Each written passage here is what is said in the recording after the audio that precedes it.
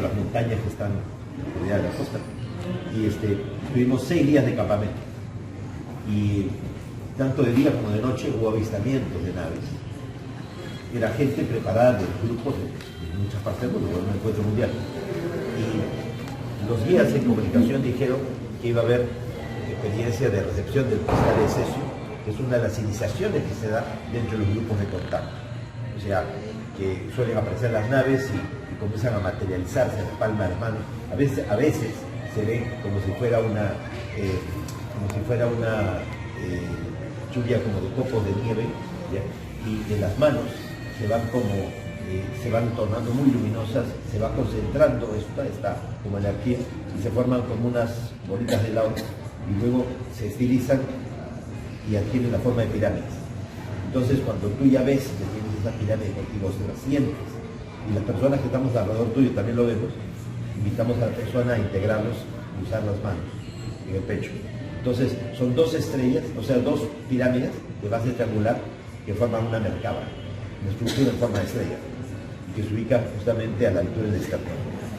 Esta estructura sirve para que toda esta energía que está llegando del centro de la galaxia, o sea, cuando empezó el contacto en el año 74, los guías dijeron que cada 26.000 años llega a nuestro sistema solar un pulso de luz violeta emitido por el centro de la galaxia.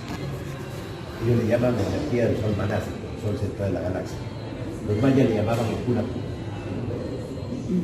Decir hace 50 años atrás, en el centro de la galaxia había una superestrella, el sol central, que emite pulsos de luz violeta, era ridículo, porque los científicos consideraban que en el centro de la galaxia había un agujero negro supermasivo, un Sagitario A, y de un agujero negro nunca sale nada, menos a un pulso de luz violeta. Hubo que esperar hasta noviembre del año 2010 que el telescopio espacial Fermi, de rayos gamma, captó un pulso de luz violeta emitido por el centro de la galaxia y que llevó a los científicos a considerar que ese pulso sería el verdadero responsable del cambio climático. De cada 26.000 años llega ese pulso, justo lo que los guías habían dicho. Hace 26.000 años atrás, los mamuts murieron congelados súbitamente y no había en aquel entonces una civilización humana capaz de provocar el efecto invernadero. Fue justamente consecuencia de ese pulso de luz violeta, que ahora la ciencia reconocía. Pero recién en noviembre del año 2010. Y hubo que esperar hasta el año 2015 que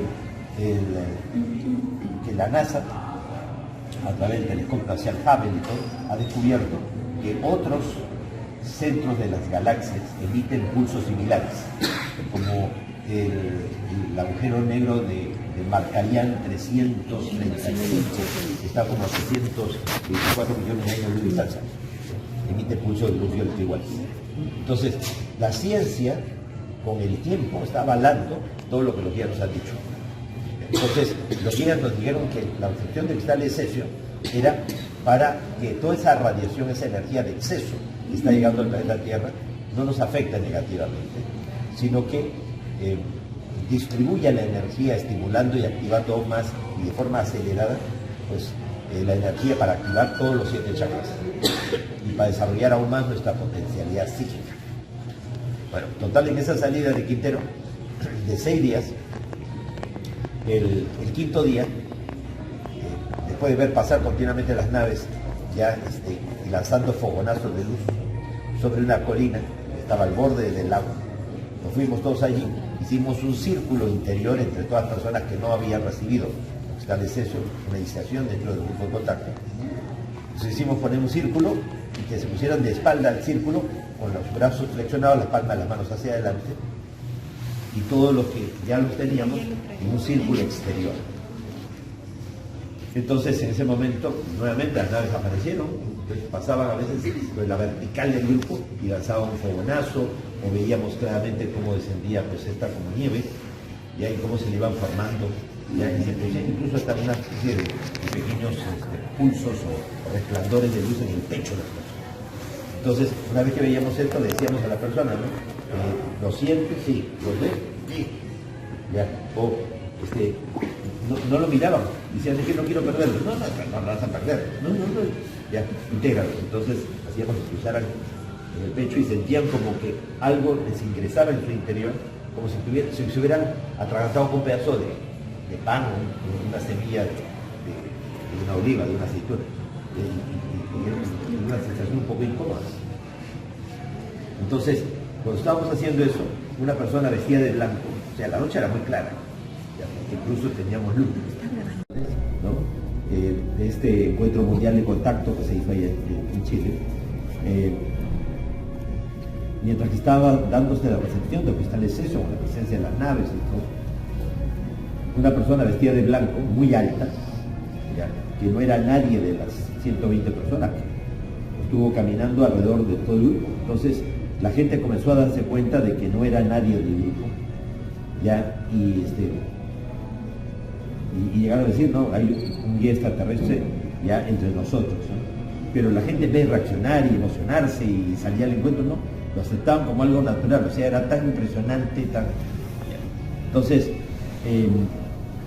termina la experiencia y la idea fue quedarnos con un grupo más pequeño para vivir otra experiencia, que era la experiencia del centro. O sea, que son portales interdimensionales que se llaman. Y los guías habían dicho que 4 personas iban a vivir esa experiencia del centro. Como éramos 120, entonces tratamos de seleccionar a 14, ya, de seleccionar a las personas que son instructores de grupos, gente súper comprometida, ya, chicos y chicas, ya hombres y mujeres. Y entonces salieron 14 personas. Y para que de esas 14 personas los guías seleccionaran a los 4, que según ellos iban a vivir la experiencia. Yo no esperaba vivir ninguna experiencia, o sea, realmente mi intención era que surgieran 4 personas de esas 14 seleccionadas, porque cuanto más personas vivamos las mismas experiencias, ya, eso como que a uno, o sea, lo fortalece, lo entusiasma, ¿no? No es tener muchas experiencias para contar como anécdotas, ¿sí? La idea es siempre compartir la vivencia. Entonces, subimos a la colina y pues había una impresionante luna llena, pero había una extraña niebla a nivel de los árboles alrededor de todos nosotros. Pero el centro no aparecía por ningún lado. Entonces, estuvimos un largo rato, meditamos, tratamos de prepararnos, de visualizar algo, pero nada. Entonces les pedí a todos que se dispersaran y que quien tuviera que vivir la experiencia, que la viviera. Entonces yo me fui a la orilla del lago, me puse a meditar, los demás compañeros también, se fueron por distintos lados. Y en un determinado momento sentí ganas de ir a miccionar. Y entonces vi unos árboles, fui detrás, y de pronto detrás del árbol me encuentro con el domo luminoso. Entonces dije, uy, el centro. Entonces ya me iba a ir para llamar a los demás, para buscar el resto, cuando sale el guía Mardox, un ser como de 1,90 m, muy delgado, sin pelo, ya de color cobrizo, ojos pequeños, boca pequeña, brazos muy largos, sobre todo tiene como una falange más en las manos que nosotros. ¿Ya? Y este ser me invitó a que entrara dentro del centro. Dije, no, pero hemos seleccionado a 14 personas, voy a llamarlos, ¿no? No. Entonces, cuando menos lo pensé, ya estaba dentro del centro, aparecí en Ganímedes y me llevó él a su casa, ahí en Ganímedes. O sea, estoy hablando de 600 millones de kilómetros de distancia de la Tierra, a una de las lunas de Júpiter, casi instantáneamente, por tal dimensional. Y ellos han adaptado un microclima, una microatmósfera solo sobre sus ciudades, que se extiende mayormente en el subsuelo de las lunas. Los guías en el año 74 dijeron que debajo del hielo, a la superficie de Ganímedes, había océanos tan grandes como el de la Tierra. Pues resulta ser que recién ahora en el 2015, la NASA dio a conocer el descubrimiento de océanos tan grandes como la Tierra debajo del hielo de la superficie de Ganímedes. O sea, ¿cuántos años después?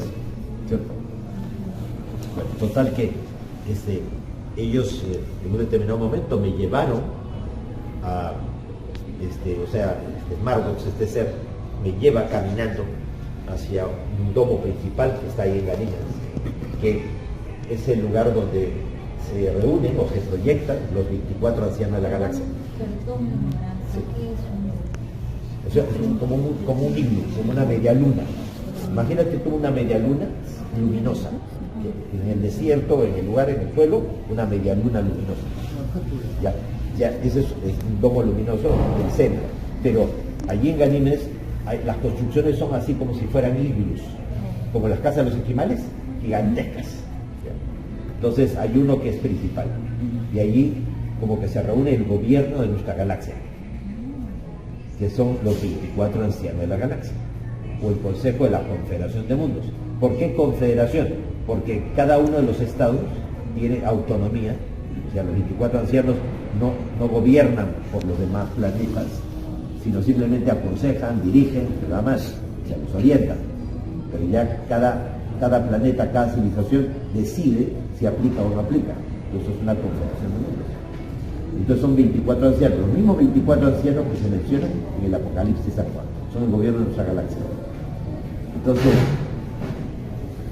Mardox me lleva allí y subimos por el lateral, o sea, por una especie de rampa que va subiendo por el costado de este domo, y llegamos a un salón impresionante donde habían como esculturas de hierro, como una serie de obras como de arte, ya simulando realmente el movimiento del universo. Y al final había una persona vestida de blanco, como de 1,80 m, ya con el pelo largo, era un hombre, con barba, y inmediatamente sentí que era el Maestro Jesús y que estaba con los extraterrestres, ya que cuando resucitó se lo llevaron y está con ellos. Ya, entonces sentí una emoción, una cosa increíble. Entonces, en un determinado momento, pues Mardox se acerca, habla con él, me invitan a acercarme. Entonces yo no sé si fue mentalmente, si me habló en español, yo le entendía claramente, ya, pero lo más probable es que fuera mentalmente, a través de la telepatía. Yo le pregunté, ¿no? Maestro, ¿eres la persona que creo que eres? Y entonces él me dijo, ¿qué dice tu corazón? Y yo dije, no, el corazón lo tengo en la garganta en ese momento. Entonces él extendió la mano así, ¿ya? Y entonces la túnica blanca se fue. Y aquí, a la altura de la muñeca, tenía un queloide, o sea, como una cicatriz media rosadita, ¿ya? Y que brillaba. No un hueco, simplemente como una cicatriz. ¿Ya? Entonces yo le pude tocar la mano. Y ahí era una mano áspera, como de una persona que trabaja pues, con sus manos, un carpintero, un ebanista. ¿Ya? Entonces comencé a preguntarle atropelladamente todo lo que se me ocurrió que podía preguntarle. O sea, no tenía ahí una lista de preguntas. Y dije, mira, vamos a sentarnos y vamos a charlar cómodamente, ¿no? O sea, atropelladamente, porque no quería desaprovechar la ocasión, y todo, comencé a preguntarle cosas. Le pregunté si él era consciente de que su mensaje lo habían tergiversado, si él sabía o estaba bien informado de lo mal que estaban viendo las cosas aquí en el planeta Tierra, ¿ya? Y él me decía que sí estaba así, ¿ya? Y que o sea, que las cosas estaban yendo mal, pero de lo mal que estaban se estaban poniendo buenas. Entonces, y bueno, yo he estado ahí como, pues, no sé, horas.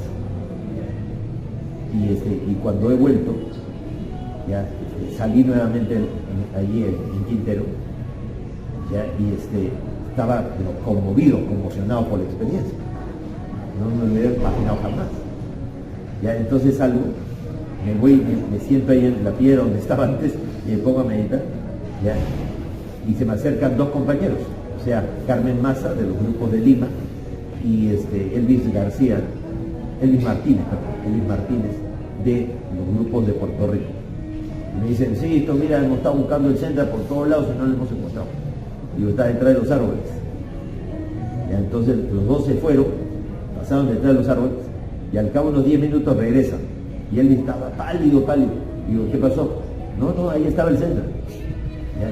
Y traté de entrar, dijo Elvis, pero fue un remolino como de luz violeta y sentí una angustia y todo y no me atreví a entrar, así me salí. Y Carmen, ¿y tú? No, yo vi lo que le pasó a Elvis y Entonces, los guías habían dicho que iba a ser 4 personas que vivían. Entonces, ya nos reunimos todos, y una pareja de Chile, ya, Oscar Jara y su esposa, Gisela, ya estábamos todos reunidos, los 120, y comienzan a contar que los dos se habían ido, pues cada uno por su lado, una pareja, un matrimonio joven, se habían ido y de pronto se habían encontrado juntos arriba del cerro. ¿Ya? Qué raro, su pareja. ¿Ya? Entonces ahí se pusieron a meditar y de pronto los envolvió una luz tremenda y sintieron que como un sendra se formó alrededor de ellos. Ni siquiera tuvieron que buscarlo. El sendra como que se envolvió. ¿Ya? Y cuando menos lo pensaron, se desapareció también el día Mardox, ya aparecieron Ganímedes, ya lo llevaron delante del maestro. Y de pronto éramos ya 3 personas las que lo habíamos vivido. Pero que ellos dijeron 4 y al final fuimos 3. Entonces, al día siguiente ya terminó el campamento y todo, nos regresamos.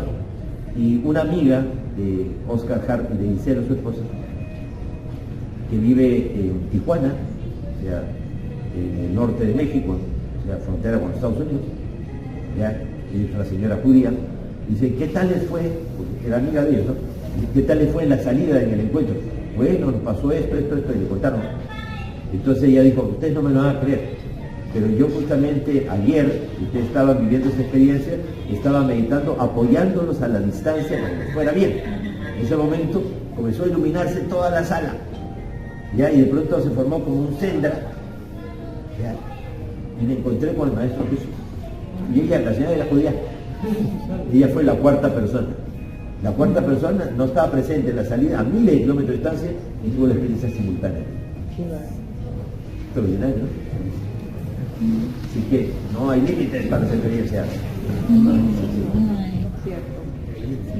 Sí, por el Zoom se han dado cristales de veces. Cosas impensables. Pues han sido 50 años increíbles 50 años. Sixto, ¿es cierto que los reptilianos están manipulando a la mayoría de líderes y que están aquellos que tienen sentimientos negativos son los que están también influenciando para, entre comillas, el mal, un poco entre las fuerzas oscuras? Eso es cierto, que sale mucha información, ¿no? Sí. Tú conoces el fenómeno de los agroglifos, de los círculos, claro, campos de cosecha, claro, ¿cierto? A fines de los años 70 empezaron a aparecer, primero en Australia, luego en sur de Inglaterra, unos extraños patrones, unas marcas sobre los campos de cereales. Eran inicialmente unos círculos, unos 3 a 8 metros de diámetro. Con el paso del tiempo, fueron haciéndose las figuras cada vez más complejas, estéticamente más bellas y más grandes. Ahora hay figuras de hasta medio kilómetro. Y se sabe que no son fraudes, que no son montaje hecho por 2 viejitos jubilados ingleses que con un palito de una cuerda a oscuras y de noche se ponen a hacer esto. Están apareciendo en 35 países. Y que les paguen tan buena jubilación que ya los fines de semana, cuando no tienen nada que hacer, se van a Japón, a Turquía a hacer diseños sobre los campos cereales.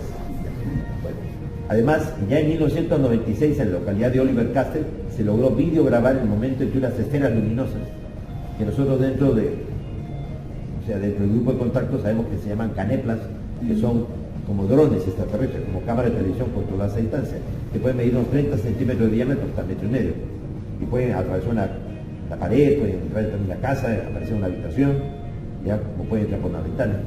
Ya en la Segunda Guerra Mundial se registraba mucho la aparición de estas esferas, que no eran los rayos en bola, no era un fenómeno atmosférico que duraba fracciones de segundos, no, esto duraba minutos y tenía un comportamiento como la curiosidad de un niño, observándolo todo, escaneándolo todo. Entonces se ha logrado videograbar en el momento de las esferas revolotean los campos de cereales e imprimen en fracciones de segundo estas figuras. Pues el 15 de agosto del año 2002 apareció en los campos cereales del sur de Inglaterra ya un agroglifo, pues que era un rectángulo inmenso, o sea, de 110 metros de largo. Y de ancho pues tendría más o menos unos 40, 45 metros. Y dentro de esta figura había el holograma de un rostro. O sea, no un diseño geométrico, no, el holograma de un rostro, hecho sobre los campos cereales. Y era un rostro de un ser entre gris y reptiloide. Y a la altura del mentón aparecían 3 puntos luminosos que hacen recordar justamente las 3 estrellas del cinturón de Orión: Al-Nitak, Al-Hilal y Mitaka, como las 3 grandes pirámides de Egipto, una más grande, otra ligeramente más pequeña y otra significativamente más chica, y que no están exactamente en la línea. Entonces, como diciendo la procedencia de este ser, sabemos por los guías que la figura simbólica del rectángulo simboliza muerte. O sea, este ser está muerto y está atrapado en nuestro mundo en otra dimensión, como el bajo astral. Es un ser entre reptiliano y gris. Y en la mano izquierda el personaje tenía un disco en código binario, ceros y unos, silencios y pulsos, cuya primera traducción que se hizo a ese disco decía: el peligro no es lo que vienen de afuera, el peligro es lo que ya están aquí adentro. ¿Quiénes son los que están aquí adentro? Hace 26.000 años los nuestros, 2 grandes civilizaciones fueron enviados por los 24 ancianos de la galaxia, por la Confederación de Mundos. Nuestra galaxia es una galaxia satélite, que junto con otras galaxias gira en torno a una galaxia central, que es la M31, la gran nebulosa de Andrómeda. Entonces, cada una de estas galaxias satélites tiene su propio consejo local.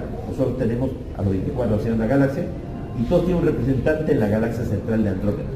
De tal manera que en Andrómeda existe el consejo de los 9 de Andrómeda. La relación entre el consejo central y los consejos locales de este grupo local de galaxias que gira en torno a Andrómeda, ellos le llaman la Gran Hermandad Blanca de la Estrella, y está simbolizada por la estrella de 6 puntas rodeada de 3 círculos concéntricos que significan los 3 universos: el universo material, el universo mental, el universo espiritual. Y la estrella de 6 puntas simboliza la segunda ley universal de las 7 que rigen este universo material, que es el principio de correspondencia. Así como es arriba, así es abajo. ¿Quieres saber cómo funciona el universo? Conócete a ti mismo. ¿Quieres que el universo cambie? Cambia tú. Tan sencillo, tan profundo, se conoce. Entonces, hace 26.000 años, como parte del plan cósmico, en donde la Tierra fue seleccionada para llevar a cabo un proyecto muy especial, crear las condiciones para que surgiera una civilización bajo un patrón de evolución diferente al de ellos, que priorizara las emociones y los sentimientos, y les permitía a los extraterrestres reconectarse con la emoción y el sentimiento para poder seguir avanzando espiritualmente, porque ellos son mentalmente espirituales, pero no son espiritualmente espirituales. O sea, todo lo pasan por la cabeza. O sea, son civilizaciones que han avanzado tanto tecnológica y mentalmente, que en algún momento tuvieron que sacrificar las emociones y los sentimientos para evitar terminar de matarse entre ellos. Y por considerar que las emociones, los sentimientos, las pasiones eran algo muy primitivo, muy básico. Pero con el tiempo se dan cuenta, ya que es como matar al niño interior que cada uno tiene. Entonces, dentro del plan cósmico, la idea era crear las condiciones para que surja una civilización que priorice esa parte y que les sirviera a ellos para evaluar, para aprender de nosotros, porque no hay nadie, por muy sabio, que no tenga algo que aprender, y nadie, por muy humilde que sea, que no tenga algo que enseñar. Entonces, para no afectar el normal desenvolvimiento de las civilizaciones o de la vida en este planeta, se seleccionó la Tierra y otros 7 planetas más, porque eran planetas que no tenían futuro. Según los extraterrestres, hace 1.200 millones de años la Tierra se murió, producto de impactos de lluvia meteórica que extinguieron la vida en el planeta y acabaron con la Tierra se hizo puré, la Tierra se hizo polvo, no quedó nada de la Tierra, según los guías. Decir eso hace tantos años atrás era una reverenda tontería. Sin embargo, ustedes recordarán que en el año 2018 los científicos japoneses de la Universidad de Tohoku, Japón, dieron a conocer que habían descubierto que nuestra galaxia, la Vía Láctea, había muerto hace más de 1.000 millones de años, que hubo una época en que no se creó nada y que de un momento a otro todo empezó a crearse de forma diferente. Los guías ya habían dicho que, íbamos a ver un momento, el 21 de diciembre del 2012, en que la línea de tiempo nuestra, existía la posibilidad que se juntara con la línea de tiempo de ellos. O sea, el universo, el tiempo del universo para los extraterrestres es como una espiral ascendente. En una de las curvas de la espiral, hace 1.200 millones de años la Tierra se murió, pero el universo continuó. Entonces un grupo de civilizaciones recibe la autorización de jerarquías cósmicas para llevar a cabo un proyecto muy especial. No se podía experimentar con civilizaciones que ya tenían camino caminado. No se pueden cambiar las reglas de juego cuando ya el partido está empezado. No se aceptó experimentar con aquellas civilizaciones que recién se estaban empezando, ¿ya? Porque como que se creaban celos con aquellas que ya tenían camino caminado. Entonces, para una solución salomónica, se decidió experimentar con planetas que no tenían futuro. Así que pasara lo que pasara, no importaba, porque era una especie de holograma. Y además porque era una civilización, o sea, fue un experimento en el que nosotros, y cada uno de los 8 planetas seleccionados, teníamos como una espada de Damocles encima nuestro. Estábamos condenados a desaparecer. O sea, cada cierto tiempo, si nosotros avanzábamos más rápido de lo que ellos nos podían seguir, ellos nos reseteaban. Hacían olvidar todo lo que habíamos avanzado. Por eso en el capítulo 11 del Génesis, el capítulo 11 del Génesis dice de una época en que el ser humano hablaba un solo idioma, probablemente desarrollamos la telepatía. Y fuimos capaces de construir una escalera al cielo. No precisamente la Torre de Babel, un símbolo, una pirámide, sino todo un sistema filosófico, moral, ético, espiritual, ¿no? En los tiempos de Enoch, ¿ya? Que nos permitió darnos cuenta que vivíamos un holograma, en una realidad virtual. Entonces, ahí se pusieron el grito en el cielo diciendo, uy, estos están avanzando demasiado rápido y no los podemos controlar, no los podemos seguir. Entonces nos hicieron olvidar. Por eso, según la antropología, la arqueología, hace 30.000 años atrás hubo un increíble retroceso en la historia planetaria, en la humanidad. O sea, la humanidad perdió mucho de lo que había avanzado. Y eso es lo que se menciona justamente en el capítulo 12 del Génesis. Pero ellos tenían previsto de que una vez que ya la humanidad hubiese alcanzado cierto nivel de conciencia o de avance a nivel de las emociones, los sentimientos y todo, ellos hacían el reseteo definitivo, se hacían desaparecer, como si nunca hubiéramos existido, como si nunca no hubiésemos sido.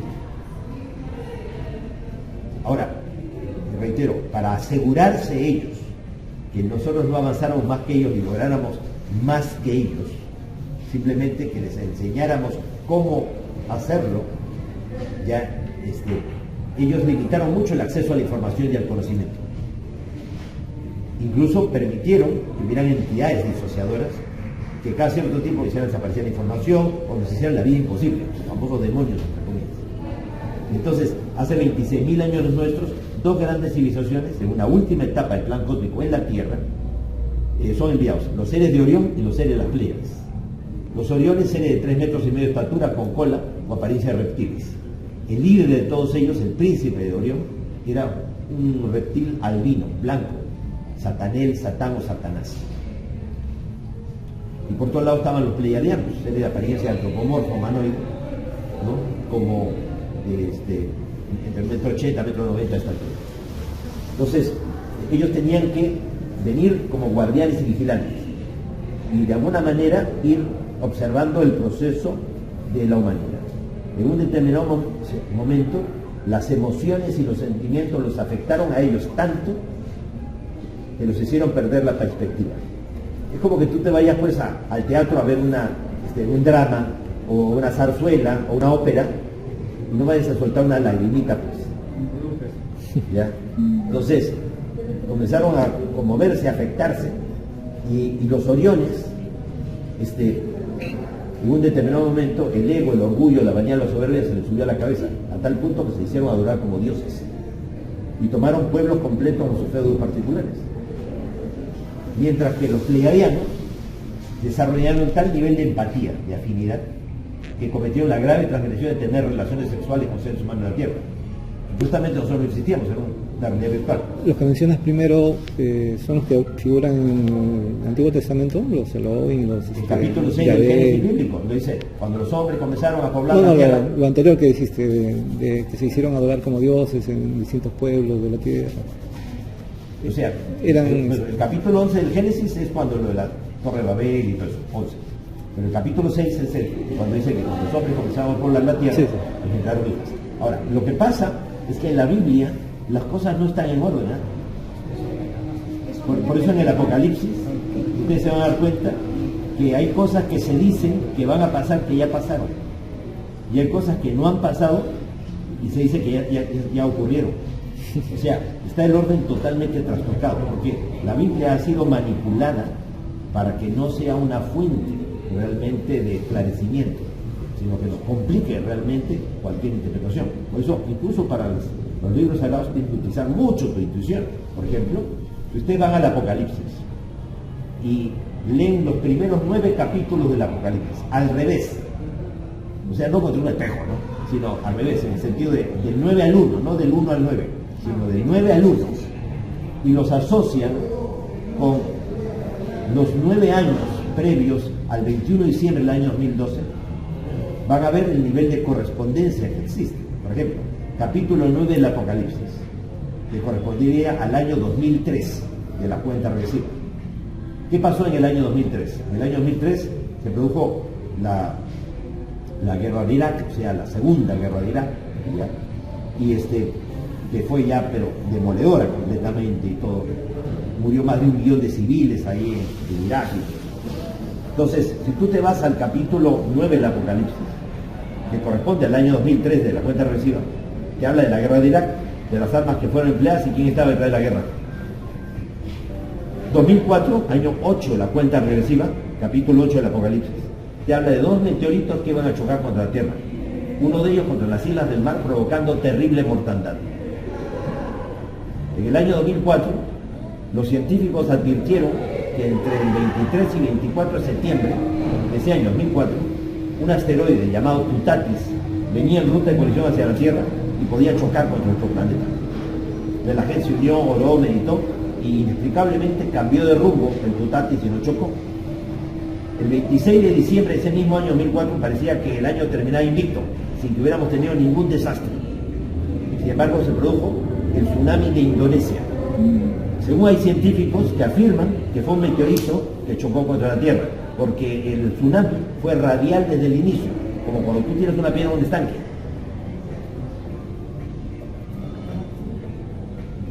El Apocalipsis capítulo 8 hablaba de 2 meteoritos que iban a chocar, y uno contra las islas del mar, provocando terrible mortandad. Ahora, se hablaba de 2, pero solamente cayó uno. Entonces, ¿qué significa esto? Que el futuro ya empezó a cambiar. O sea, las profecías, según los guías extraterrestres, no han sido dadas para que se cumplan, sino para que no se cumplan. Siempre es advertir para corregir. Que si el futuro fuera inexorable, ¿dónde estaría lo más sagrado que el ser humano ha recibido de Dios? Que se libre albedrío. Las profecías positivas hay que colaborar para que se den. Las negativas hay que hacer lo imposible para que no ocurra. Y cualquier variación, por mínima que sea, reitero, traerá consigo un futuro diferente. El año 2005 correspondía al año 7 de la cuenta regresiva, capítulo 7 del Apocalipsis. ¿Y qué dice el capítulo 7 del Apocalipsis? Te dice cuánta gente es necesaria para crear una masa crítica, un estado mental colectivo positivo que pueda revertir el futuro del planeta. Habla de 144.000 personas, nada más. Uno dice, caray, somos 8.300 millones de individuos del planeta, reunir 144.000 personas, buena onda, tanto, es facilísimo. No porque, o sea, no es fácil en un mundo como el nuestro ser positivo y estar en buena onda todo el tiempo. Tú despiertas muy buena onda, pensando que este mundo tiene esperanza y todo. Sales a la puerta de tu casa, casi te atropella uno que venía en bicicleta, ya el taxista te chocó el auto, o ibas en el autobús y te robaron el celular. Entonces, al final del día estás que quieres ahorcar al planeta entero, ¿ya? Entonces, no es fácil, pues, no es fácil mantenerse en buena onda, ¿ya? Y uno dice 144.000 personas. Pero ese número no es porque sí tampoco, es simbólico también. Los indios Hopi y los Anasazi del sur de Estados Unidos hablaban de 144.000 danzantes del sol que tenían que mantenerse danzando durante la terrible noche oscura de la humanidad para asegurar el nacimiento del nuevo día. Los aztecas hablaban de 144.000 Mixcoac, guerreros de la luz, luchando contra la oscuridad para asegurar el nacimiento del nuevo día. No puede ser que todo el mundo se haya puesto de acuerdo, pues. Pero es más que simbólico, porque uno es la unidad. Entonces, todos los que nos unamos tenemos que hacerlo en unidad, de cada uno consigo mismo y buscando todo lo que nos une y no lo que nos separa. Nombres, etiquetas, organizaciones, todo eso nos separa, dejarlo de lado. 4 son los 4 puntos cardinales, o sea, tenemos que contar con toda la gente de todo el planeta porque eso significa una triangulación generalizada.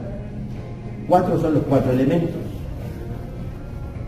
O sea, se nos está diciendo que trabajemos con los 7 chakras, pues los 7 chakras son los 4 elementos. Todo eso suma 9, el 9 es el nacimiento de algo nuevo.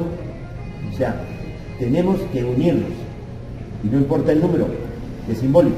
Sin embargo, cuántas veces lo he dicho, ¿no? El 11 del 2011 se hizo una convocatoria a nivel mundial, porque ya había gente que había malinterpretado la profecía de los mayas, creyendo de que los mayas decían que el 21 de diciembre de 2012 venía el fin del mundo. Que los mayas no hablaban de ningún fin del mundo.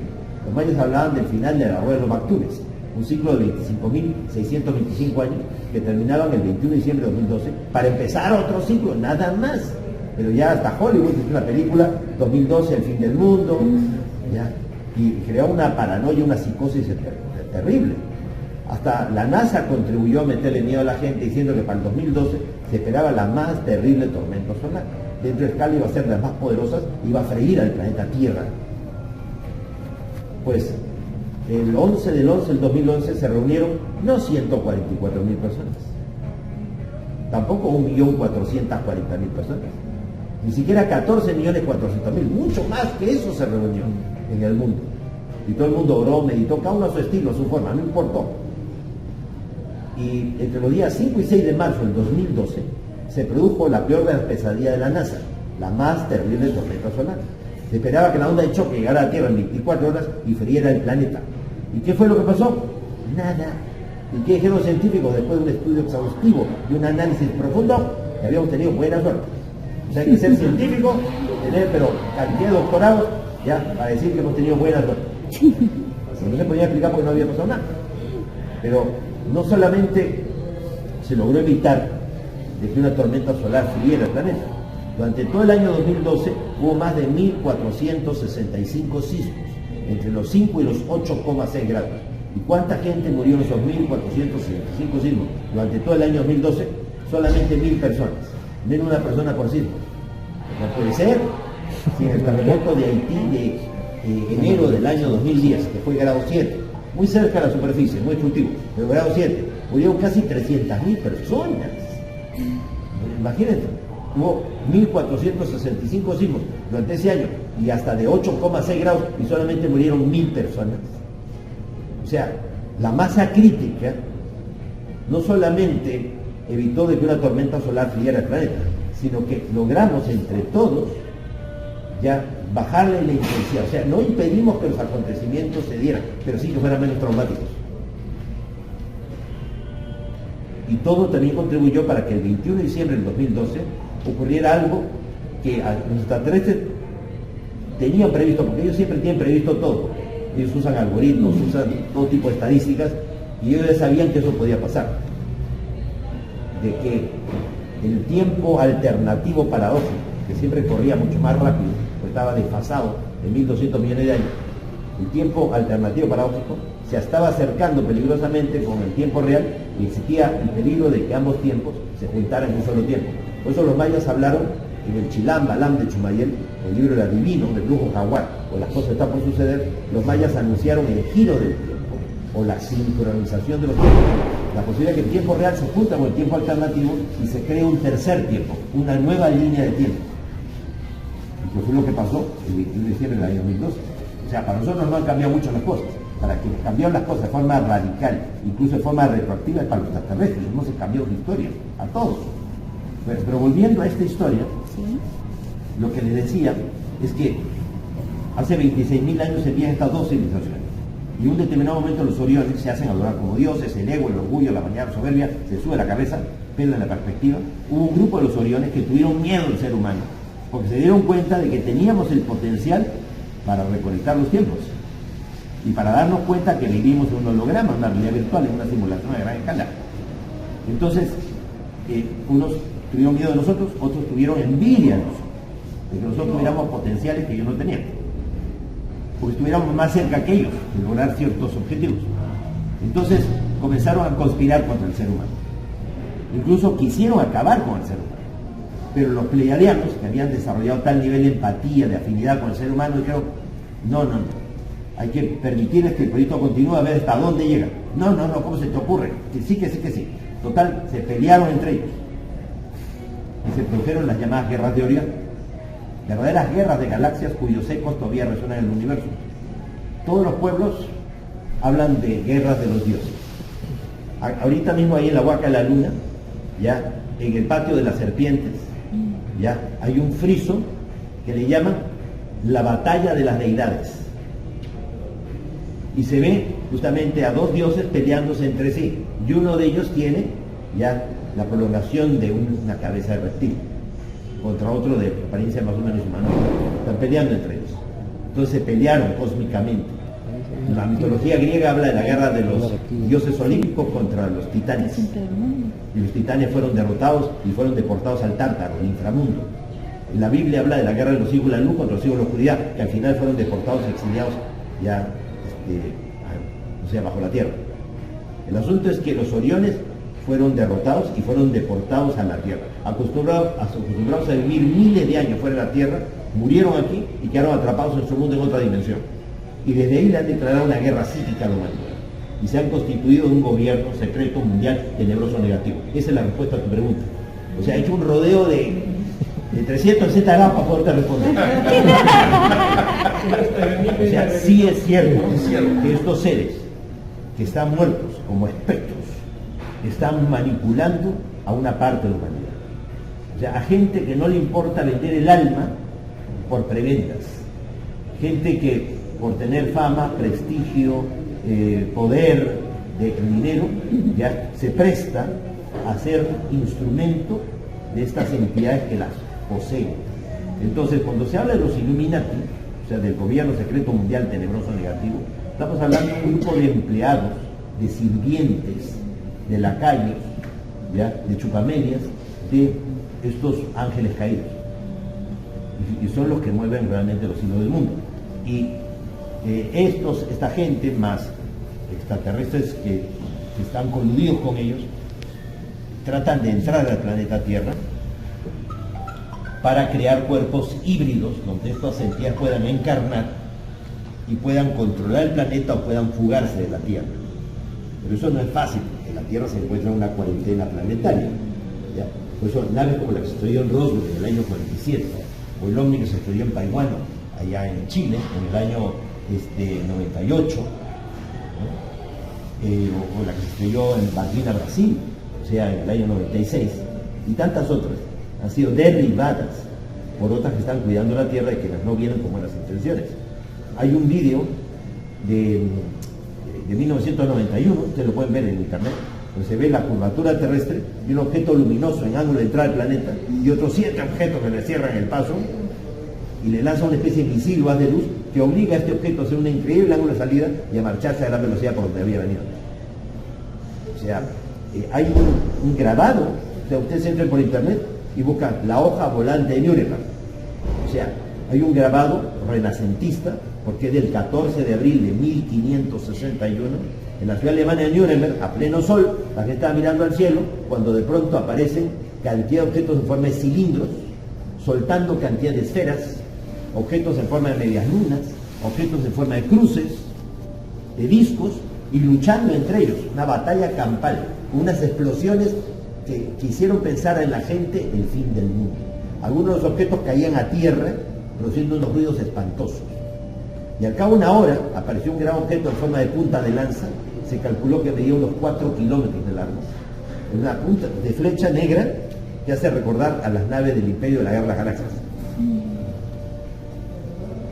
¿Ya? Y ese objeto aparece y todos los demás objetos se reagrupan y se marchan en distintas direcciones, como diciendo, ya no, podemos pelear, ya llegó el papá. Todo el mundo se fue a su casa. Entonces, la Tierra sigue siendo escenario de verdaderas conflagraciones de guerras de galaxias.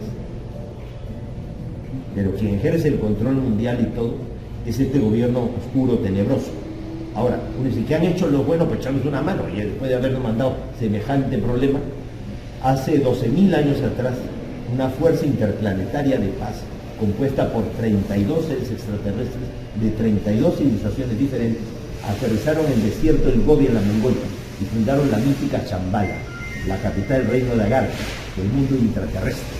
y establecieron a través de una red de túneles y galerías bajo el planeta Tierra grandes depósitos, archivos del conocimiento de la historia perdida de la humanidad. Con miras a que algún día la humanidad pudiera acceder a ese conocimiento. Pero si ellos también nos limitaron el acceso a la información para podernos manipular, para podernos controlar, ya y todo. Sí, pero con el tiempo ellos se dieron cuenta que no nos podían, o sea, limitar en ese sentido, o sea, porque el ser humano tiene esa habilidad de siempre querer ver qué hay del otro lado del cerro, qué hay del otro lado de la ventana, qué está guardado en el cajón con llave. Siempre queremos ver, una curiosidad, sobre todo las chicas. Ya, entonces, estaba previsto entregar ese conocimiento al ser humano, pero más que entregarlo, dejar que el ser humano, llegado el momento, lo pudiera encontrar. Entonces, ellos comienzan a seleccionar gente, hace 12.000 años atrás, integran con todas esas personas del propio planeta Tierra, hombres y mujeres, distintas escuelas, filosofías, distintos puntos de la Tierra, un colectivo al que le van a llamar la Gran Hermandad Blanca de los Retiros Interiores. Y vienen ellos simbólicamente a ocupar el puesto 33 de la maestría. Entonces, hay gente que acepta vivir en el mundo intraterrestre, bajo la Tierra. O sea, los extraterrestres no dicen que la Tierra es hueca. Según ellos, la Tierra no es hueca, pero que hay una red de túneles que corre entre 4 y 20 kilómetros de profundidad, corre paralelo a la corteza terrestre. Y que en esos túneles y galerías hay entradas. Y entradas desde Cochihuasi, en La Serena, en el Valle del Elqui, en Chile, hasta aquí en las selvas del Manu, ¿no? O sea, el Madre de Dios, frontera con el Brasil, Bolivia por el lago Titicaca, Brasil en la zona de Paraúna, en la Sierra Portiaria, en Goiás, en Ecuador en la Cueva de los Tallos, en Costa Rica en los Guayabos, en México el Valle de las Siete Luminarias, el Valle de Santiago, en Estados Unidos Monte Chato, en California. Por todas partes hay entradas. Es el mundo intraterreno. ¿Ya? Entonces, la idea era que llegado el momento la humanidad pudiera acceder a ese conocimiento. Por eso los guías extraterrestres, en el año 89, nos dijeron que era importante que hiciéramos 2 viajes de contacto con la Hermandad Blanca. Uno a las selvas del Manu, al Paititi, a la ciudad perdida de los incas, aquella ciudad que 100 años antes de la conquista española, pues Tupac Inca Yupanqui,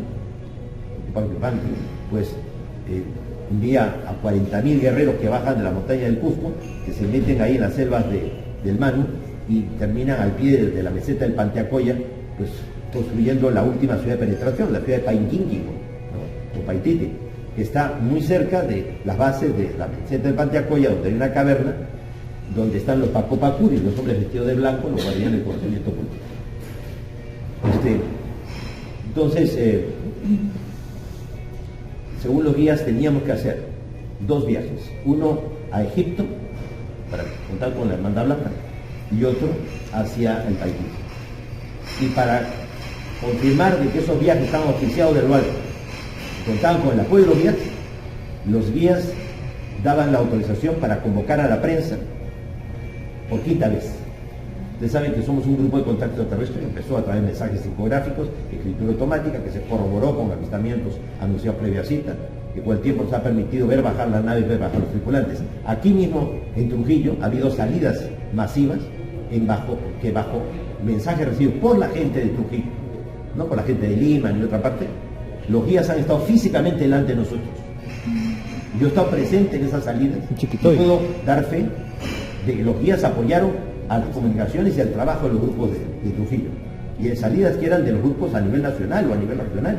O sea, nos va a meter la gente de Trujillo. Entonces, la experiencia se ha replicado en todas partes y es una experiencia real, comprobable, verificable.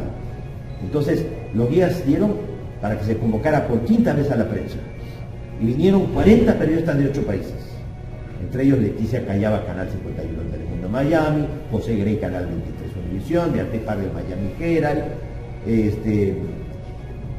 estaba Gilda Miró de Radio Fi de Nueva York, estaba Lisette Selman de Televisión de República Dominicana, bueno, cantidad de periodistas. Y total, la nave apareció, la gente la vio, sobre todo los periodistas, y eso a nosotros nos dio el aval para hacer el viaje a Egipto y al Paititi.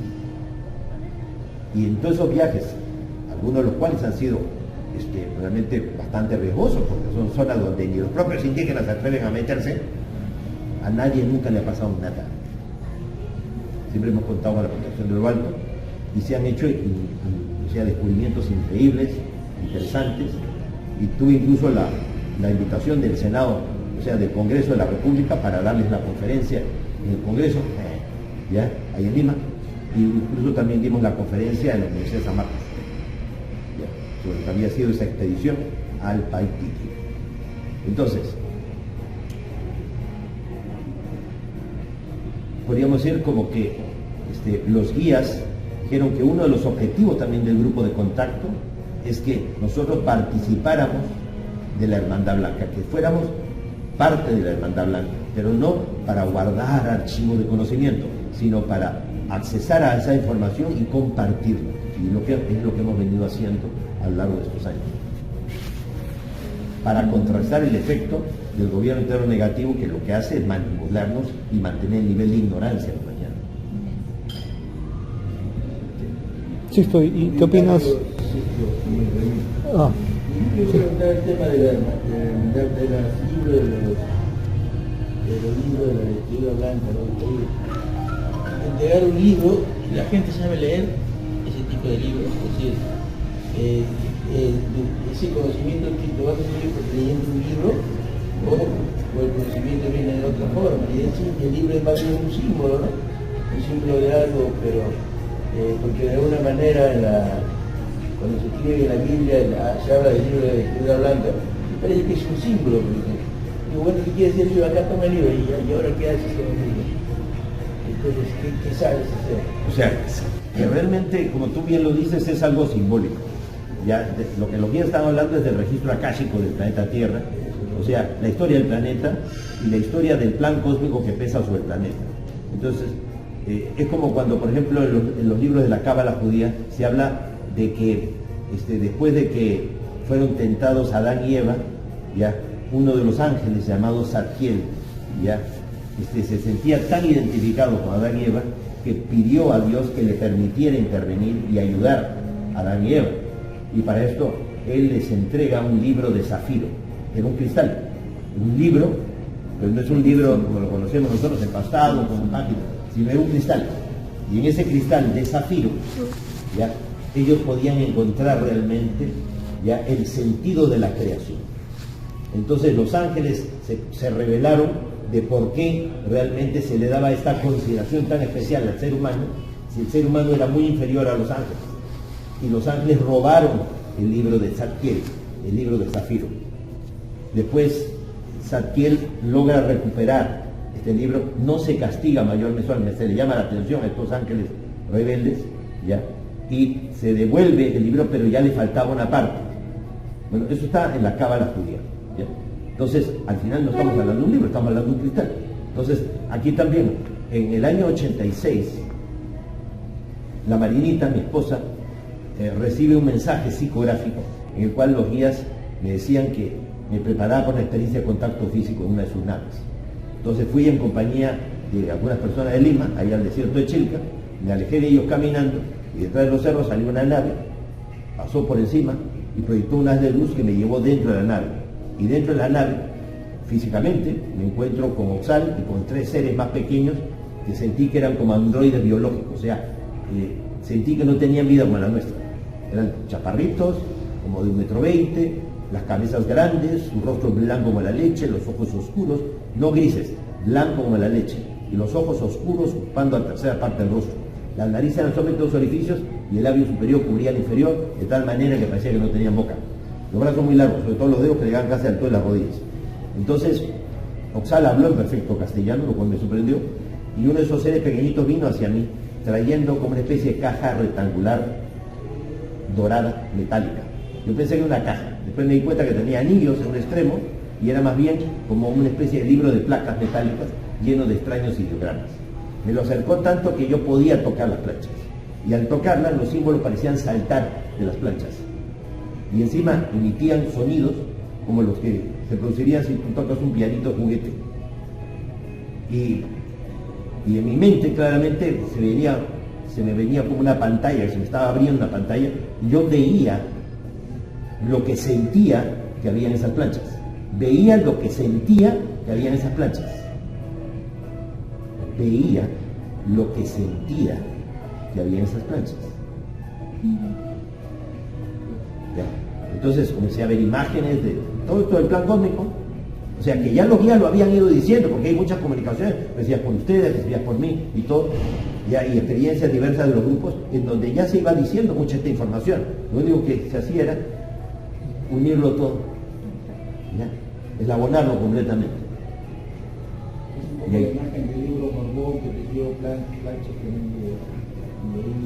pues cuando los guías hablan del libro de las vestiduras blancas, ya, es el libro mediante el cual realmente nosotros podemos depurarnos, más que depurarnos, nosotros depurarlos a ellos, porque hay un sentimiento de culpa, ellos han enfrentado entre ellos, se han creado dependencias, han tomado todo tipo de actitudes aberrantes o equivocadas. O sea que si tuviéramos que evaluar realmente el aprendizaje de ellos, ha sido bien deficiente, o sea, ha sido desaprobatorio. Y entonces, al final, el libro de la vestidura blanca es para ellos. El libro de las vestiduras es el plan cósmico. Es el plan cósmico.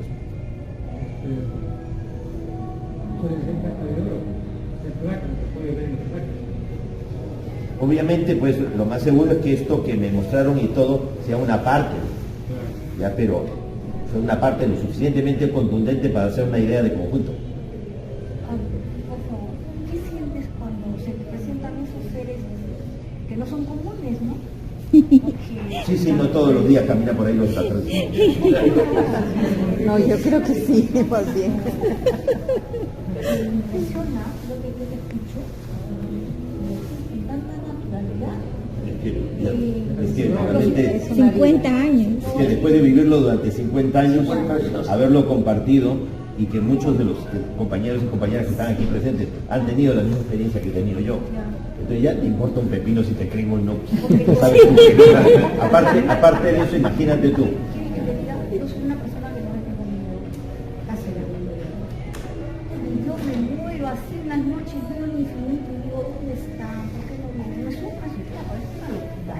Justamente nosotros empezamos el contacto hace 50 años atrás, no mirando hacia el cielo, mirando hacia adentro. También lo he hecho. Por eso digo, es que nosotros, dentro de los grupos, lo que hacemos es meditación. Y esas meditaciones, tanto individuales como grupales, nos llevan a nosotros a entrar en sintonía y después cuando abrimos los ojos, las naves suelen aparecer y están ahí.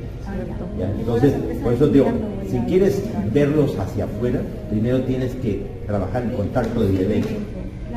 Por eso lo venía comentando con las personas que me están acompañando en este viaje. A veces me dicen, sí, yo quisiera tener un contacto extraterrestre. Les digo, tienes que pensar tú si a ellos les interesa tener contacto contigo. ¿Ya? Por eso lo que uno tiene que hacer es hacerse contactable. O sea, de tal manera que ellos apuestan al ganador. Ellos saben que teniendo contacto contigo, a través tuyo pueden generar una reacción en cadena. Pueden comenzar a motivar a mucha otra gente. O sea, no que ya tuve la experiencia y mejor no la cuento porque van a creer que estoy loco. Ya, o sea, la experiencia fue tan fuerte que como la mente humana tiene mecanismos de bloqueo, ni siquiera me acuerdo que he tenido experiencia, que le pasa a mucha gente. ¿Ya? Hay mucha gente contactada, gente maravillosa, gente increíble que tiene contacto y todo. Nosotros, como te decía al principio, somos un grupo más. O sea, no somos el supergrupo, no.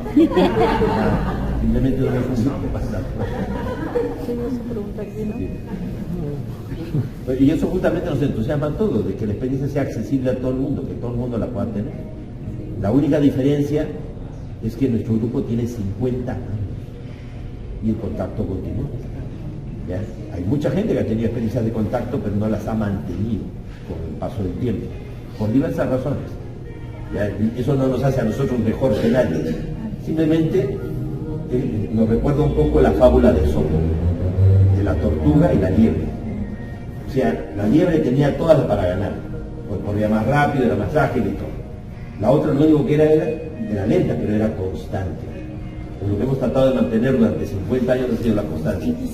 Y el resultado es ese. Tío, Somos el único grupo de contacto que ha sido invitado a las Naciones Unidas en Nueva York para dar 2 conferencias sobre el mensaje de contacto extraterrestre.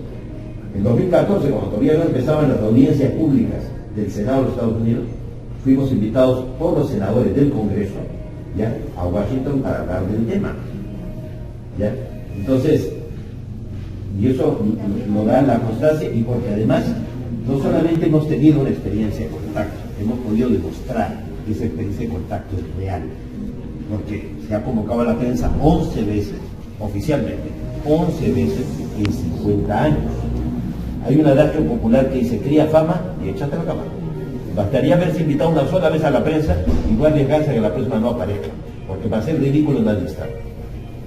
¿Por qué lo hemos hecho? Pues somos masoquistas, estamos viendo a ver si la próxima hacemos el ridículo. No, porque para nosotros mismos es importante saber que ellos siguen estando del otro lado de la línea telefónica.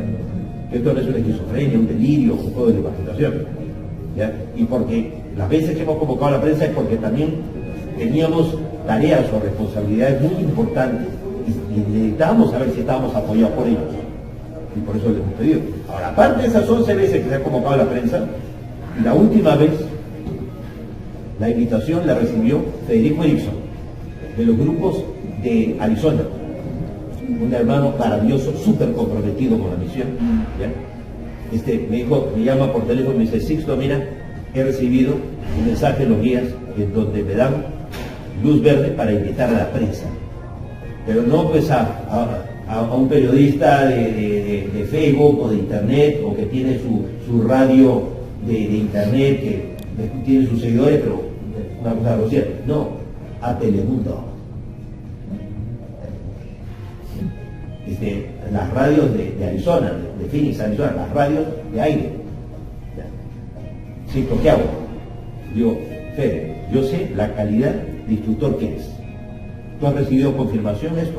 Sí, pues yo te apoyo, vamos juntos. Invitó a la prensa, me fui acompañando, ¿ya?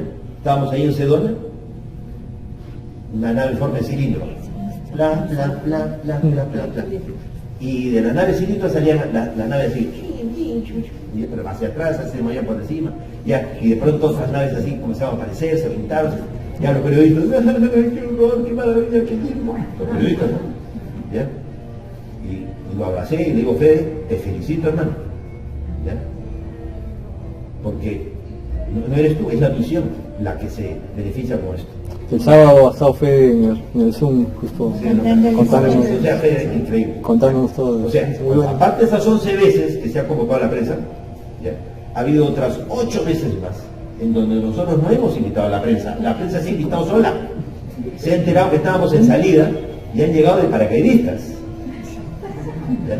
Estábamos, por ejemplo, en Rasal, en el Pirineo Aragonés, y llega Ángeles Macua de Telemadrid y de Radio Nacional de España y su camarógrafo Ángel Balcázar. Y también llegó Rafael Palacio Rafapal, que es un experto periodista en todo el tema de conspiraciones. Y se recibió, que iban a aparecer y todo, una reacción del día, la nave en forma de cilindro, están las fotos, ya, está de noche, está la foto de Rafael Palacio, asustado sin mirando el objeto que apareció, ya. Y al año siguiente hacemos una salida, nuevamente al Pirineo Aragonés, pero a la zona de Rasal, nosotros habíamos sido en Benasco, y llega Ángeles Macua, su camarógrafo, el mismo que había acompañado el año anterior, y un sonidista. Era la segunda semana del mes de diciembre, en el Pirineo, el frío que hace en diciembre, ¿ya? Y estábamos ahí meditando al aire libre, frío espantoso, ¿ya? Y total que 6 días de campamento. Y estaban ellos ahí, ya llegaron, pues no los vamos a decir que se vayan, y de pronto aparece el Tendra, el portal dimensional, un tomo luminoso. Y entonces los periodistas me dicen: Doncito, muchas veces no hemos escuchado a usted contar la experiencia que ustedes han tenido de los centros, portales dimensionales. Aquí estamos viendo este domo luminoso que se ha formado delante del grupo. ¿Usted cree que nosotros como periodistas podríamos entrar? Adelante, Jesús, entra. Siéntanse en su casa. ¿Ya? Los 3 entraron. Y los 3 salieron. 15 minutos después. Pálidos. Alucinados. Me dijeron: Doncito, no sabemos si hemos estado días, semanas, meses o años en esa otra realidad. Tenemos seres altísimos, nos llevaron por lugares increíbles. Usted no se imagina, ¿no? Yo sí me imagino. Entonces, cuando tú tienes esos testimonios, te importa un pepino es que te digan que todo esto es mentira, que somos alucinados, no estamos inventando cosas. Ahora, la constancia ha hecho de que la universidad una universidad de Miami ya me otorgue un doctorado honoris causa por los 50 años de investigación. Que en México ya me han hecho colocar en la Plaza Galerías mis huellas en bronce en el suelo al lado de la de Julio Iglesias y yo no canto. En México mismo, en Tecate, o sea, en la Baja California, ya inauguraron una avenida con mi nombre, la avenida Sixto Pavón. Yo pensé que eso lo hacían solamente cuando la gente se moría. Yo no esperaba que no muera. Entonces, tú dices, wow, eso significa que sí hemos hecho cosas. Ahora, yo lo único que he sido ha sido un vocero de la misión, pero el éxito, el resultado, el avance ha sido gracias a todos. Ha habido que les hemos dado la cara más porque las circunstancias de la vida nos han dado esa oportunidad, o porque nosotros asumimos esa responsabilidad.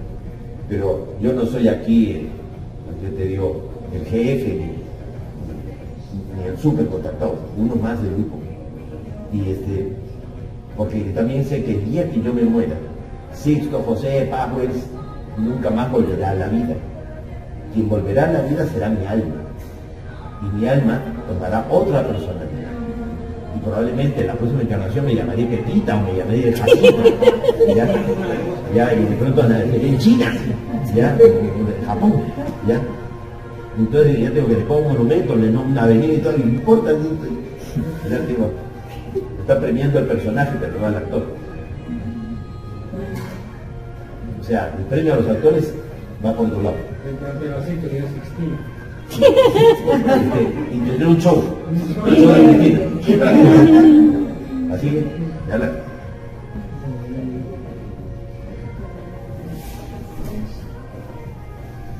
Igual felicitaciones por todos los premios. Felicitaciones. Mira, me siento como Forrest Gump. A Forrest Gump le dijeron, tú corre nomás, hermano. Empezó a correr y terminó siendo héroe de los Estados Unidos, campeón olímpico, ya habló con los presidentes y nunca se enteró de nada. Entonces, yo mayormente, como que no me entero de mucho, pero hago lo que me toca y cuando menos lo pienso, ha pasado todo lo que pasaba en los míos. ¿Por qué? Porque no estoy interesado en conseguir nada. Estoy interesado en solamente servir. O sea, ser un instrumento más como todos ustedes. Y por eso es que la vida nos ha premiado, ya viendo como todo por lo que luchamos, hoy día se está demostrando abiertamente.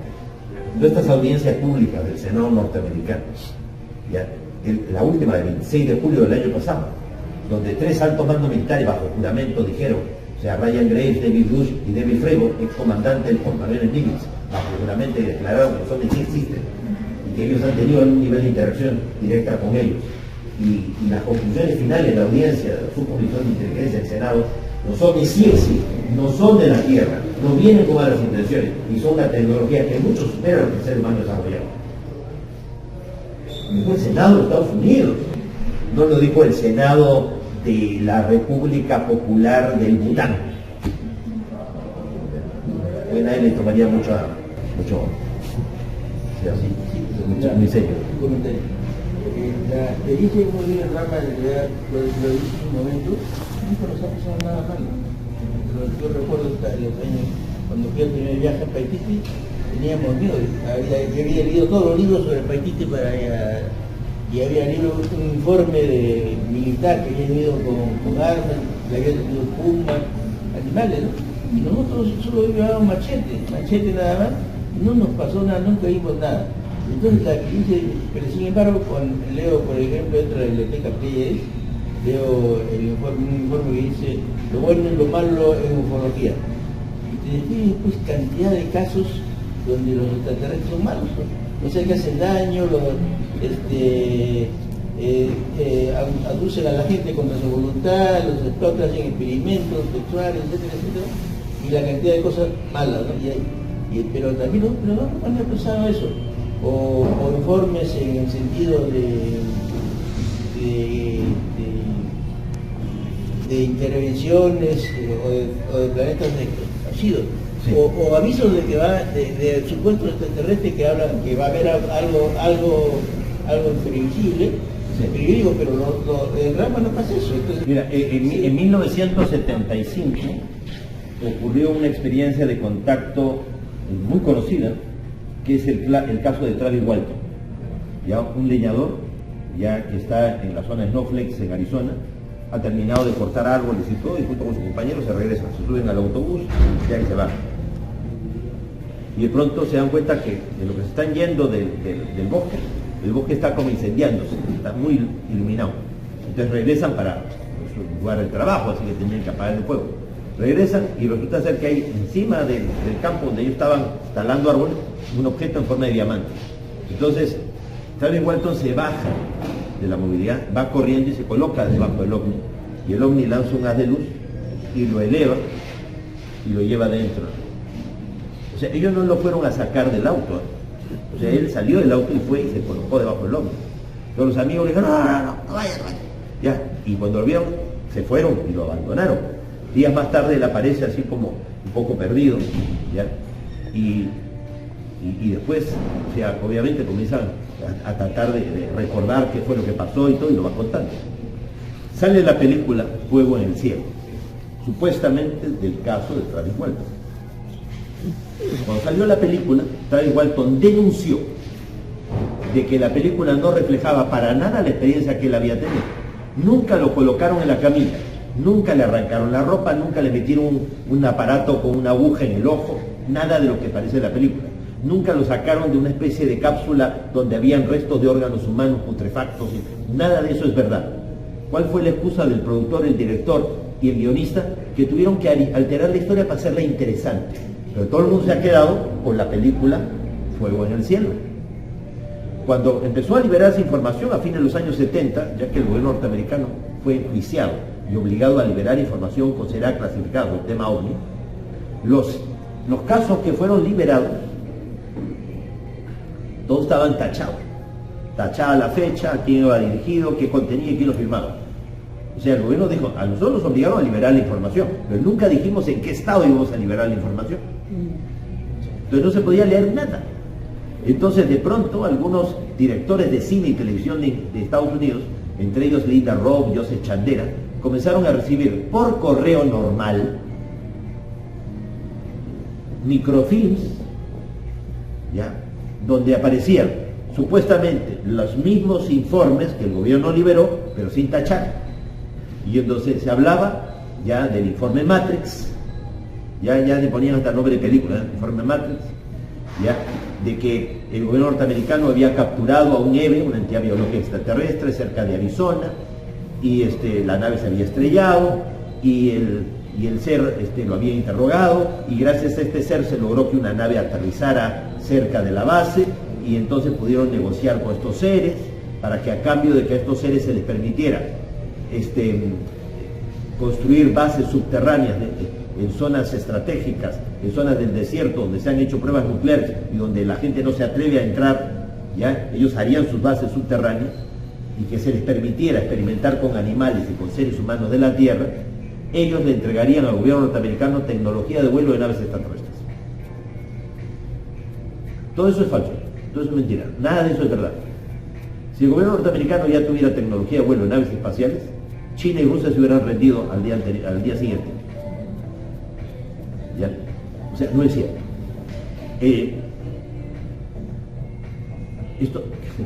Una civilización altamente desarrollada, ya que es capaz de llegar hasta aquí a la Tierra con naves espaciales y todo. ¿Ustedes creen que va a firmar un pacto secreto con un gobierno de la Tierra?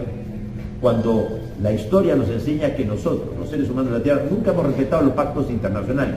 Encima vamos a respetar un pacto interplanetario. ¿Ustedes creen que ellos se van a arriesgar sabiendo que no somos muy confiables? ¿Ya? Y además, ¿para qué van a venir a firmar un acuerdo, un pacto secreto para secuestrar gente, abducir gente y todo? ¿Ya? Y de los Estados Unidos, donde si la gente se entera, el escándalo sería mayúsculo, pudiendo llevarse a la gente de la China, de la India, del África, que si desaparece 1 millón de personas nadie lo nota porque hay tanta gente. No, tiene que ser precisamente Estados Unidos, porque ahí la carne es calidad extra. O sea, hasta en eso hay prejuicio racial. Por favor, hombre. Lo que pasa es que en Estados Unidos, con toda la cultura, entre comillas, que existe, la gente se cree en las peliculinas de Hollywood. ¿Ya? Bueno, cuando salió el informe este Matrix, apareció un señor llamado Whitley Strieber, diciendo de que él ya se encontraba en su casa de campo en el estado de Nueva York, ya durmiendo al lado de su señora, y entonces de pronto en la puerta de la habitación aparece un ser gris. Y entonces él sintió que los levantaron, lo llevaron sin que su esposa se enterara, lo sacaron fuera de la casa, estaba el ovni ahí, y lo llevaron y lo desnudaron y comenzaron a hacerle todo tipo de pruebas y hasta le metían objetos triangulares por el ano, una cosa espantosa. Y noche tras noche estos enanitos desgraciados y hacían exactamente lo mismo. Yo lo que no entiendo porque nunca se cambió del lado de la cama. Pues la señora nunca se entraba, ¿ya? Pero bueno, el asunto es que él no recordaba nada, conscientemente no recordaba nada. O sea, la mente humana le bloquea, no recuerda nada. Entonces, él fue a visitar a un amigo suyo, Bob Hawkins, un escultor del jet set de Hollywood, un escultor, o sea, no es un psiquiatra, no es un psicólogo, no es un hipnotista profesional, no, es un escultor del jet set de Hollywood. Y él le dijo, no, Whitler, te veo un poco demacrado. Sí, tengo un terrible dolor allí, ya, bueno, te voy a hacer una regresión hipnótica, o cualquiera puede hacer una regresión hipnótica en Estados Unidos. Entonces le hace la regresión y revela que está siendo abducido, secuestrado, manipulado por extraterrestres, ¿ya? Y sale el libro de Whitley Strieber, ¿ya? Comunión, en donde pues habla de estos seres y todo. Entonces el libro, bestseller, alguien puso $52 millones para toda la promoción. ¿Quién puso 51 millones? ¿Qué editorial va a poner $51 millones ya para promover el libro? O sea, a alguien le interesaba promover el tema del libro. Poca gente reparaba en el hecho que el señor Whitley Strieber, su profesión, era escritor y guionista de películas de ciencia ficción y terror de Hollywood. Qué raro, ¿no? Qué coincidencia. O sea, a eso se dedicaba el señor, ¿ya? Y claro, Bob Hawkins, el supuesto hipnotista, comienza a crear grupos de terapia ya para abducidos. Pero nadie sabía que había sido abducido, porque como la gente no recuerda, pero él tenía ojo clínico, él sabía, tú tienes cara abducida, gente para acá. Entonces él sabía y los reunía a todos y todo el mundo comenzaba a llorar, ay, sí, porque estos enanitos desgraciados me hacen barbaridades todas las noches y todo. ¿Ya? Entonces se creó un nivel de psicosis, de paranoia en los Estados Unidos, que la gente estaba durmiendo con candados en la ventana y hasta con calzón de castilla para no ser violado por los extraterrestres. 4 años después de que salió la historia de este señor y que se forró de plata con todo lo que fue, porque hasta salió una película, ¿ya? La revista Más Allá y Año Cero de España lo entrevistaron. Y dijeron, señor Strieber, ahora que han pasado 4 años y usted vivió su experiencia, que ha afectado tanto a la población norteamericana. Bueno, ya no estoy seguro si lo viví o me lo imaginé. Qué gracioso. Ahora, ¿eso cómo se llama? Política de intoxicación informativa. Entonces, ¿cómo puedes hacer tú de que una época como esta, en plena era de Acuario, la gente termine sabiendo menos que al principio? Haciendo que circulen las verdades y mentiras, que se meten tan ingeniosamente con lo poco que se sabe, que al final la gente termina sabiendo menos que al principio. En el año 97 se cumplían los 50 años del caso Roswell. El gobierno norteamericano, por ley, estaba en obligación de tener que liberar toda la información considerada clasificada sobre el caso Roswell. Y de pronto aparece un señor llamado Ray Santilli, director de cine y televisión de Inglaterra, experto en videoclips musicales, diciendo de que ha tenido acceso al video de la supuesta autopsia de Roswell del año 47. O sea, a él, su empresa lo envió a los Estados Unidos a adquirir filmaciones inéditas del rey del rock Elvis Presley en el mercado negro norteamericano. Parece que alguien le había ofrecido filmaciones inéditas de Elvis, de canciones que nunca salieron a la luz. Entonces el interesado fue, con dinero que le dio la empresa, de Inglaterra a Estados Unidos, a adquirir esa filmación. Pero no las encontró, falsa alarma. Pero sí encontró la supuesta autopsia del extraterrestre de Roswell. O sea, no encontró a una estrella fallecida, se llevó a un fallecido estrellado, como si fuera lo mismo. Ya solamente eso es tan ridículo que ya te hace pensar de que eso pues huele mal por todos lados. Y este señor, como en el cuento de Juanito y las habichuelas, vende la vaca, la familia está que se muere de hambre, vende la vaca para aceptar ya un grupo de 8 habichuelas que son mágicas, ¿no? O sea, utilizo la plata que me han dado para otra cosa, ¿no? Para comprar, en este caso, la supuesta autopsia del extraterrestre Roswell. Y sin verificar si eso era antiguo o no, se lo lleva. Ahora, ¿cómo llegó ese video a manos de Red Antigua? La persona que filmó supuestamente esa autopsia, ya en el año 47, ya por encargo de la Fuerza de los Estados Unidos, lo filmó, y una vez que terminó de filmarlo, ¿ya?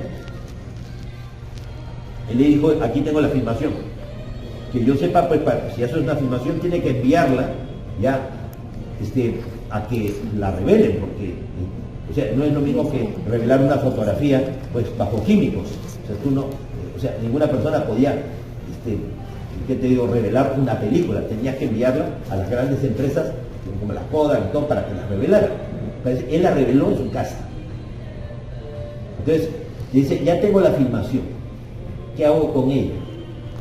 Y el gobierno le dijo, sabemos que eres un patriota, guárdala en el desván de tu casa. ¿Cómo? O sea, ¿por qué no la guardaron en el área 51 en Brooklyn, Nevada? ¿Por qué no la guardaron en el subterráneo del cuartel general de García en Virginia? ¿Por qué no la guardaron en el Pentágono en Washington? No, le dicen a este señor que lo guarde en el desván de su casa. Y porque saben que es un patriota y que nunca lo va a revelar. Eso no tiene sentido por ningún lado. Y pasan 50 años y este señor estaba corto de dinero y no tiene ni... O sea, se le acabó el patriota. Ya. No duda en venderlo por $150,000 a este señor. O sea, si era tan fácil acceder a esa filmación, porque todos los grandes investigadores del tema OVNI nunca accedieron a ella. Y este señor buscando a alguien se encuentra con el extraterrestre. A ese nivel se mueven las cosas.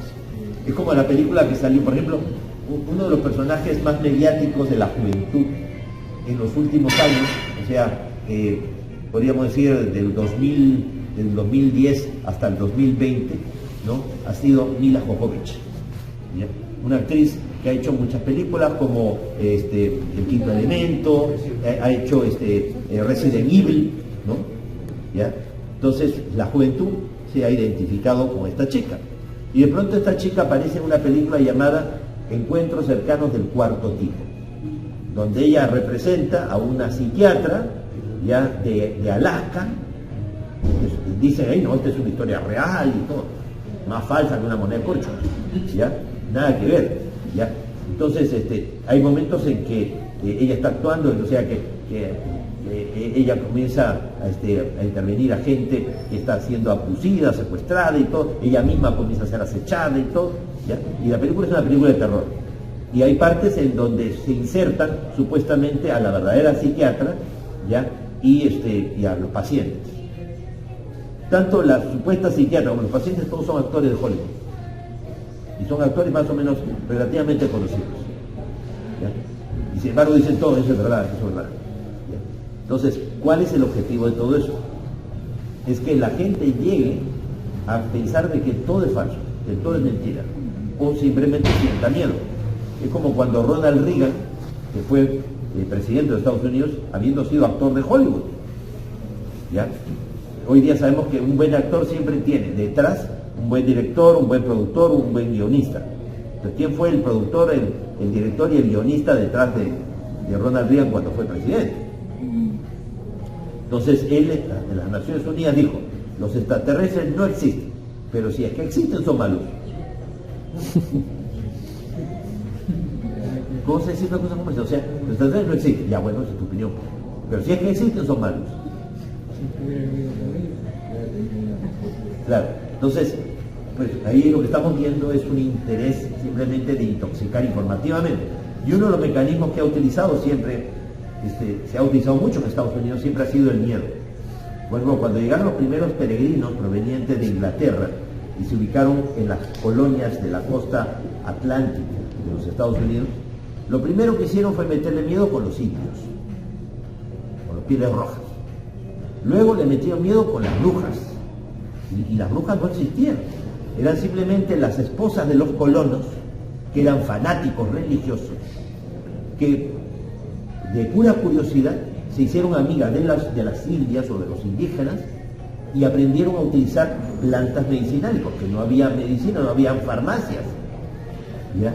Entonces aprendieron del uso de las plantas para poder sanar y todo.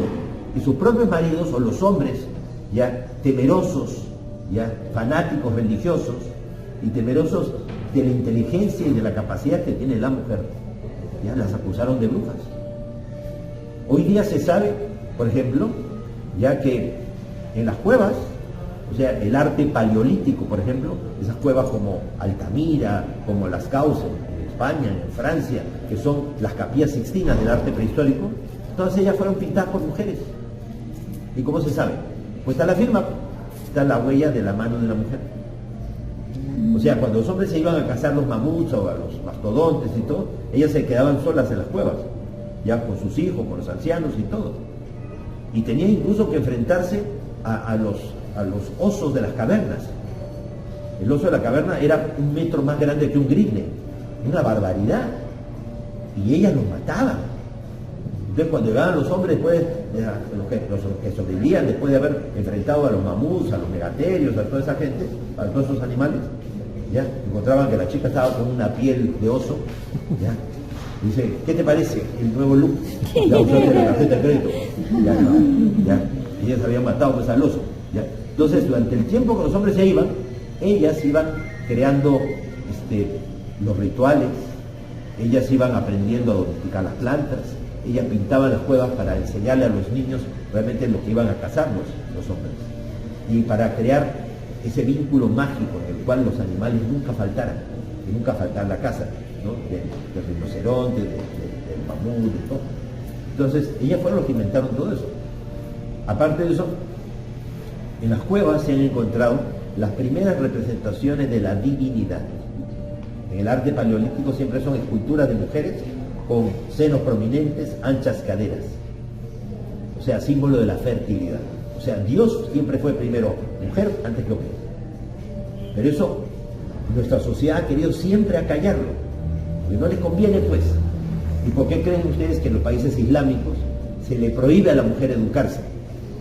Porque la gente fanática religiosa en estos países tiene miedo que las mujeres le den la vuelta. Dicen simplemente que lo dejen de lado. Y realmente, si uno se pone a ver países como el Líbano, países como Turquía, países como Jordania, por ejemplo, el nivel cultural de las mujeres ya tienen, cada una de ellas tiene 2 maestrías o tiene 3 doctorados y todo. O sea, a la primera que tú le das la oportunidad, ¿sí? Pero es miedo. Entonces decía, Estados Unidos le metió miedo con los indios, luego le metió miedo con las brujas, después le metieron miedo con los esclavos negros, después le metieron miedo ya con los mexicanos, después le metieron miedo ya con los españoles. ¿Sí? España no tenía más que barcos de madera, Estados Unidos ya tenía acorazados de metal.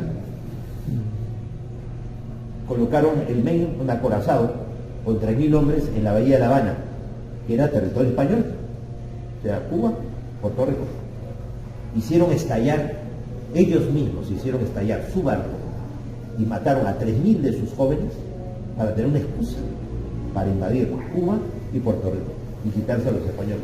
Los españoles no tenían más que barcos de madera. Fue una guerra injusta. Y ellos con mucho orgullo pues se quedaron con todo eso. ¿Sí? Es una especie de asesinato ritual, porque después cuando se produjo el ataque de Pearl Harbor, hoy día hay indicios más que claros de que el propio gobierno norteamericano envió un informe que se había hecho años antes al almirantazgo, o sea, a un almirante se le había dado, se le había pedido que hiciera un informe de todos los puntos débiles que tenía Pearl Harbor. Entonces hizo el estudio de todos los puntos débiles por donde se podía atacar Pearl Harbor, que podía hacer un daño tremendo. Entregó eso al almirantazgo y digo, ¿en qué momento lo vamos a corregir? No, si no nos interesa corregirlo, solamente queríamos saberlo. Ese mismo informe fue entregado por valija diplomática al Japón, para que Japón supiera por dónde atacar. Estaba tan coordinado que los portaaviones norteamericanos salieron para que ese día no estuvieran para ser atacados. Solamente se atacaran y se hundieran barcos antiguos. Y tener una excusa. ¿Y cuánta gente murió? Casi 3.000 personas. Cuando el atentado a las Torres Gemelas, ¿ya? Meses antes, el FBI le advirtió al presidente George Bush Jr. La CIA ha entregado pasaportes y visas a terroristas islámicos conocidos. Los tenemos en Miami y están aprendiendo a volar en academias de vuelo. Y quieren volar, pero no les interesa aterrizar. Consideramos de que esto es un peligro, ya habría que intervenir. Sabemos dónde están, sabemos sus nombres y todo. No los toquen. Pero señor, ¿Cómo es el caso reforcemos la seguridad en los aeropuertos. Vino el ataque. Oh, qué raro. ¿Cuánta gente murió? 3.000 personas. Un asesinato ritual que se venía repitiendo una y otra vez. Totalmente satánico. ¿Verdad? ¿Cómo es el caso de Israel con Palestina? Lo mismo. O sea, le organizan una fiesta juvenil para que estén los muchachos ahí, 200, 300 muchachos, al lado de la frontera. El Mossad, que es la central de inteligencia más capaz, o sea, la CIA es verdura comparado con el Mossad, no sabía que ya Irán le había facilitado más de 2.000 misiles ya a Hamas, de que Hamas ya había coordinado para hacer un ataque y aprovecharse justamente de todos esos jóvenes y todo. O sea, no les importó sacrificar a su gente. Es que, ya te digo, los políticos de Israel como los políticos de Hamas no les interesa a su gente. Son gente que está poseída demoníacamente. Como te digo, mira, tengo muchos amigos en Israel, tengo amigos que son palestinos y ellos no tienen nada que ver con la guerra. Nada que ver. Te vas ahorita a Irán y le preguntas a los iraníes si quieren realmente estar involucrados en una guerra y con el peligro de en cualquier momento Israel les envía una bomba nuclear. ¿Crees que pueden vivir así?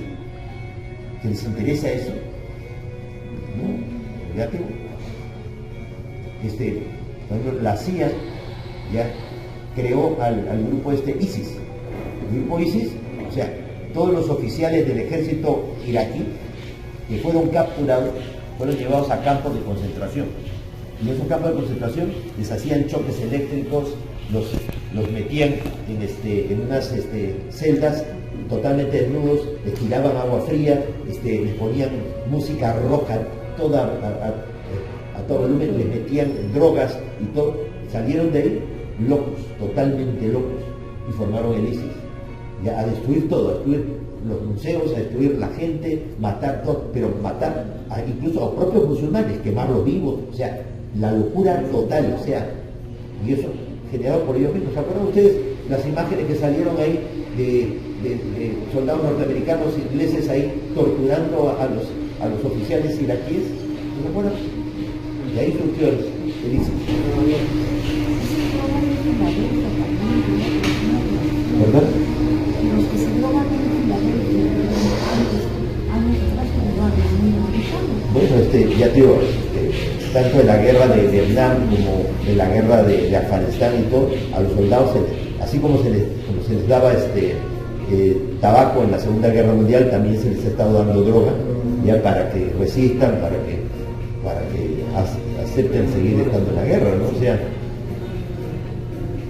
y las consecuencias son que esa gente regresa ya más locos y poseídos demoníacamente. Insisto, esta influencia demoníaca, porque sabemos que está, y hablamos de las fuerzas del bien, de los extraterrestres, de la banda blanca y todo, es una lucha interna o es ahí. Esto va a continuar hasta qué momento. Yo sé que las fuerzas del bien en un momento determinado van a, pero esto pasará pues miles de años. No. Mira, dice, ¿cuándo está más oscura la noche? Cuando va a amanecer. Cuando está a punto de amanecer. Ahí está la respuesta. Así que un poquito más y nada más. Ánimo.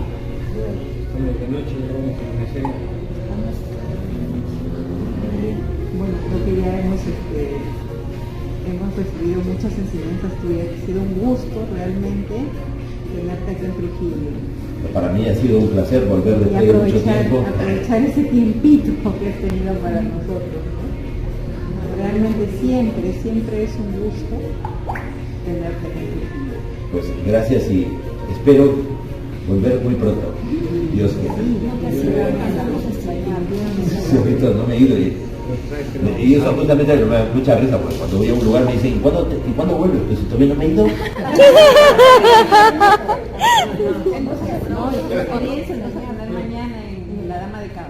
Ahora que hablabas de las Pues ya mujeres. que la experiencia que estén dispuestas del cielo. Están hermosísimas. Es La Dama de Cabo y yo estoy convencida de que ahí hay mucha energía. Sí, claro. Mucha Sí. energía femenina. Para que se haya conservado justo su tumba, ya habiendo saqueado todo lo que había alrededor, eso es, estaba protegida del barrio. Como lo que pasó ahí con los señores los señores Zipán, ¿no? Que el doctor Walter Alba le avisan justo cuando faltaba un metro a los saqueadores para encontrar la tumba del nuevo señor Zipán, ¿no? O sea, porque ya el antiguo señor Zipán ya la habían saqueado. Y aún así, la que habían saqueado conservaba un báculo de cobre que era la maqueta de cómo era la parte superior de la pirámide del señor de Zipán. Y se ve que tenía un bajo relieve en donde se ve a un ser reptiliano con cola teniendo relaciones sexuales con una mujer. Supuestamente sería imposible. Sin embargo, eso aparecía en lo alto de la pirámide del señor Zipán. Son seres, no podría decir si son buenos o malos. Podríamos decir que los reptilianos, o sea, los seres de Orión, eran entre las civilizaciones más elevadas, más avanzadas de esta parte del universo. Lo que pasa es que a veces cuanto más alto te elevas, si te caes más profundo. Y esas situaciones de que hay personas humanas que tienen los ojos así como que se les notan los reptilianos como que tienen los ojos. Aquí en el Congreso de la República no es, hay cada lagartija por ahí.